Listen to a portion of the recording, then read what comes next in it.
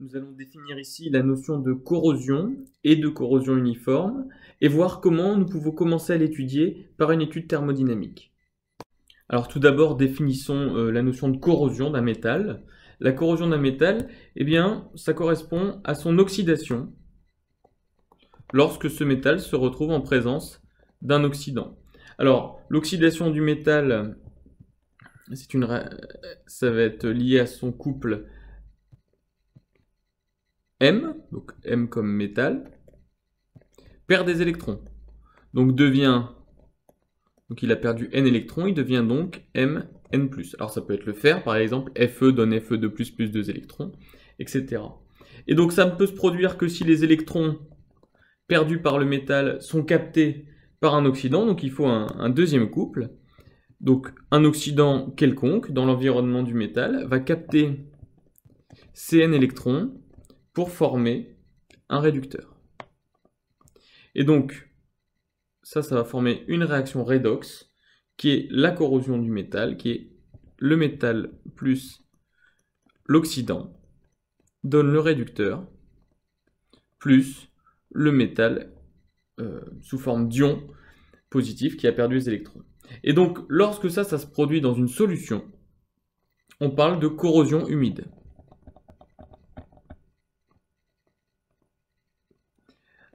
Par opposition, par exemple, à la corrosion sèche, qui serait, par exemple, avec l'air.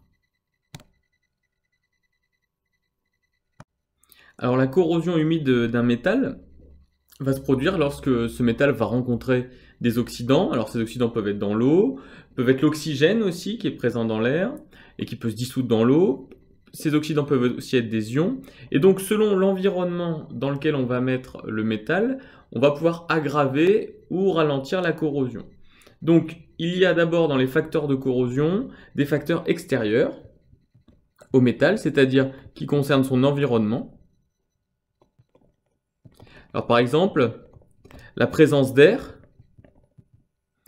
peut amener des oxydants O2 et CO2 qui peuvent se dissoudre dans la solution et donc attaquer le métal. La présence de vapeur d'eau aussi peut entraîner une corrosion humide d'un métal. La pluie peut aggraver la corrosion d'un métal ou l'entraîner. Le contact aussi avec l'eau de mer est quelque chose qui peut apporter notamment donc des ions H2O, enfin des molécules d'eau et des ions et qui peuvent être des oxydants. Alors tout ça, ce sont les facteurs extérieurs, mais il y a aussi l'état du métal, c'est-à-dire les facteurs propres au métal étudié, donc les facteurs liés aux matériaux corrodés. Alors par exemple, est-ce que ce matériau possède des défauts, des rayures? Eh bien, s'il en a, ça peut, par exemple, accélérer la corrosion. Donc c'est ce qu'on va appeler les hétérogénéités de surface. Si la surface n'est pas bien homogène, mais qu'elle est rayée, tout ça, ça peut accélérer la corrosion. Il peut y avoir aussi les hétérogénéités de composition du métal. Ça veut dire que s'il y a des impuretés dans le métal, ça peut favoriser la corrosion. S'il est en contact avec un autre métal, ça peut aussi orienter la corrosion sur un métal plutôt que l'autre. Si on utilise un alliage aussi, tout ça, ça va modifier la corrosion qui va avoir lieu. De même, si le métal subit des hétérogénéités de température, donc la température n'est pas homogène en son sein, ça peut aussi avoir une influence sur la corrosion. Alors tout ça, ça nous amène justement à différencier la notion de corrosion uniforme ou de corrosion différentielle. Si toute la surface d'un métal est attaquée de la même manière par un oxydant et se corrode, alors on va parler de corrosion uniforme.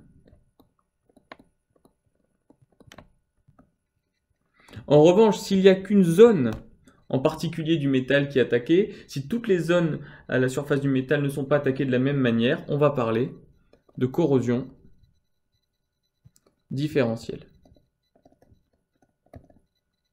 Alors comment allons-nous faire pour étudier si une corrosion a lieu? Alors dans un premier temps, nous allons nous intéresser à la corrosion uniforme, et donc on va mettre un métal en présence d'oxydant. Comment savoir si l'oxydant va attaquer le métal? Eh bien, comme nous l'avons dit dans le chapitre précédent, il faut d'abord étudier si thermodynamiquement une réaction peut avoir lieu ou pas entre l'oxydant et le métal. Et si aucune réaction n'est thermodynamiquement favorisée, alors il ne se passera rien. Et si une réaction est thermodynamiquement favorisée, alors elle peut se produire. Il faut juste vérifier ensuite à l'aide des courbes I2 qu'il n'y aura pas de blocage cinétique. Donc c'est ce qu'on va faire. Alors comment étudier thermodynamiquement? C'est à l'aide de diagrammes de prédominance. Et quel est le diagramme de prédominance lorsqu'on étudie des équations d'oxydoréduction? C'est le diagramme EPH. Donc nous allons tracer d'un côté le diagramme EPH du métal, de l'autre côté le diagramme EPH de l'eau, si on considère l'eau comme oxydant par exemple, et en les superposant, nous allons voir quelles sont les espèces qui peuvent coexister et celles qui ne peuvent pas. Donc dans le chapitre précédent, nous avons étudié la faisabilité thermodynamique de réaction en superposant des diagrammes de prédominance de chaque espèce. Alors les diagrammes de prédominance que nous avions étudiés étaient de la forme, eh bien, un axe ici avec le potentiel qui variait et un potentiel frontière que l'on déterminait à l'aide de Nernst, de la formule de Nernst.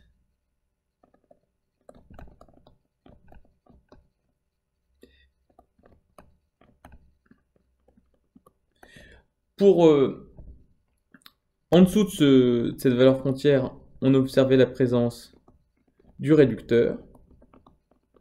Et au-dessus de la frontière, c'était l'oxydant. Alors, et on s'apercevait parfois que si on faisait varier le pH, ça pouvait avoir une influence sur le potentiel frontière donné par Nernst, puisque des fois, le pH intervient dans la formule de Nernst à travers la concentration des ions H+, et donc le potentiel de la frontière et le diagramme de prédominance est impacté par le pH de la solution. Donc si on veut vraiment être complet dans la description du diagramme de prédominance, il faut donner un diagramme de prédominance pour chaque valeur de pH, et c'est ce qu'on appelle ce graphique pour lequel on a le diagramme de prédominance en fonction du pH, c'est le diagramme potentiel pH.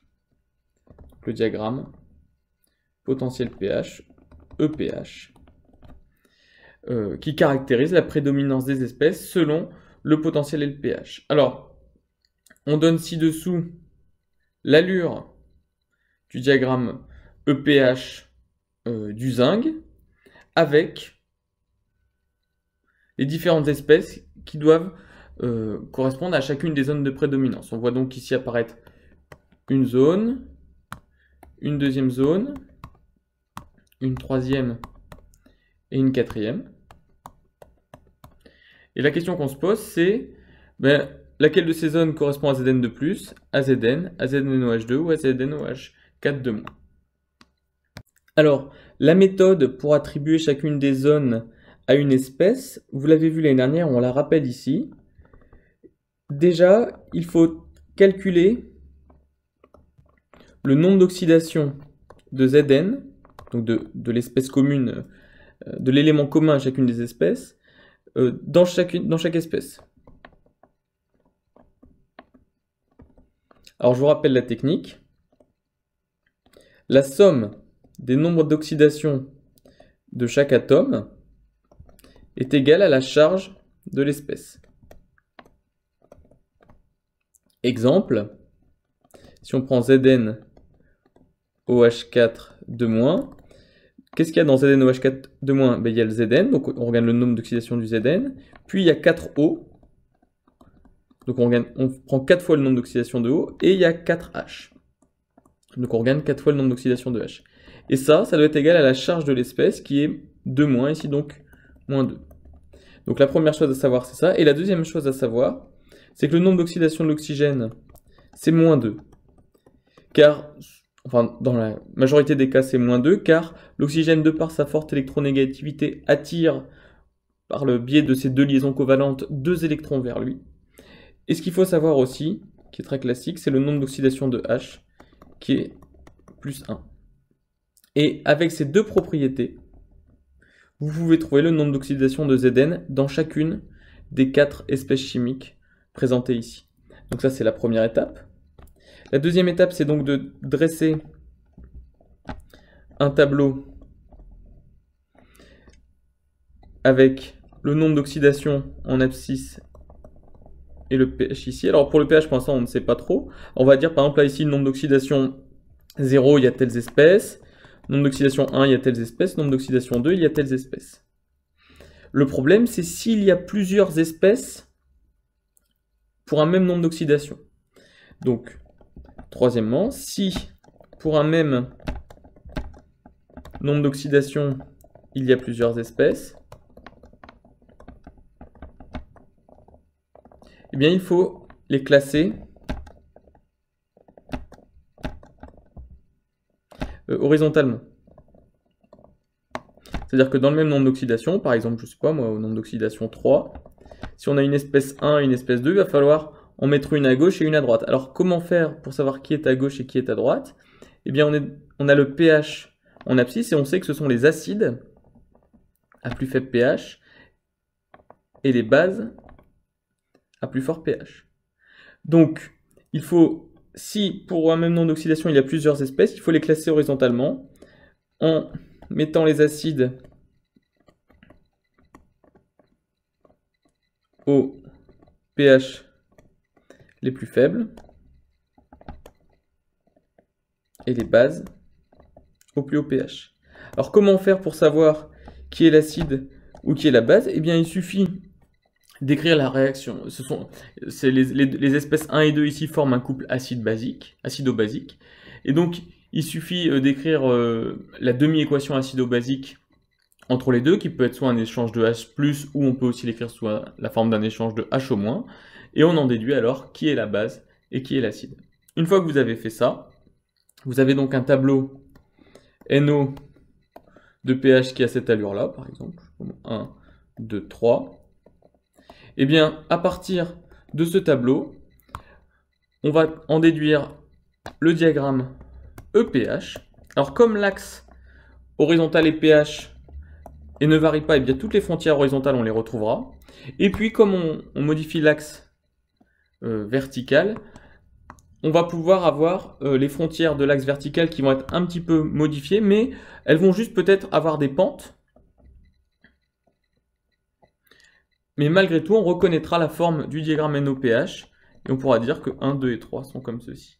Donc à vous de vous entraîner à trouver les nombres d'oxydation du zinc dans chacune des espèces, les classer par nombre d'oxydation et par pH, et en déduire la zone qui correspond à chacune espèce. Alors pourquoi trace-t-on le diagramme pH du zinc? Eh bien c'est parce que ensuite on veut savoir s'il va se faire corroder lorsqu'on va le mettre en présence d'eau, lorsqu'on va le tremper dans l'eau. Pour répondre à cette question, il va falloir superposer au diagramme du zinc un autre diagramme EPH qu'on a déjà étudié dans le cours précédent EC1 et qui va permettre de voir, alors je vous laisserai retourner chercher et le superposer au diagramme que vous avez juste au-dessus, et qui va permettre de voir si l'eau et le zinc vont réagir ou pas. Donc à vous de le faire et d'en déduire ce qui va se passer quand on va mettre le zinc dans l'eau.